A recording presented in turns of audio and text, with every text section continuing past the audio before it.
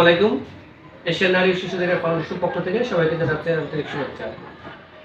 প্রিয় বন্ধুগণ, আপনারা সকলেই জানেন যে আমরা সোশ্যাল মিডিয়ার মাধ্যমে আমরা জানতে পেরেছি যে হাতিরঝিলের জলাশয়ে সারা রেহনুমা নামে একটি নারী সাংবাদিকের লাশ পাওয়া গেছে। এই লাশের পিছনের কাহিনী এবং কেন লাশ হতে হলো এই নারী সাংবাদিককে, আমরা এর পিছনের রহস্য উদ্ঘাটনের জন্য আমরা সরকারের প্রতি উদাত্ত আহ্বান জানাই এবং পরিশেষে এই ধরনের মর্মান্তিক ঘটনার জন্য আমরা তীব্র নিন্দা এবং প্রতিবাদ জানাচ্ছি এবং ভবিষ্যতে যাতে এই ধরনের কোনো রকমের কোনো নারীকে এবং কোনো শিশুকে এবং কোনো মানুষকে যাতে বিভিন্ন রকমের আত্মহত্যা প্ররোচনার মাধ্যমে হোক আর যেভাবে কোনো মৃত্যু যাতে আমরা মর্মান্তিক মৃত্যু যাতে না হয় সেটা আমরা প্রত্যাশা করি এবং অন্তর্বর্তীকালীন যে সরকার রয়েছে আমি আশা করব এই সরকার এই ধরনের নারী এবং শিশুদের জন্য একটি কঠোর আইন প্রণয়ন করবে এবং সেটি বাস্তবায়ন করবে। ধন্যবাদ সবাইকে।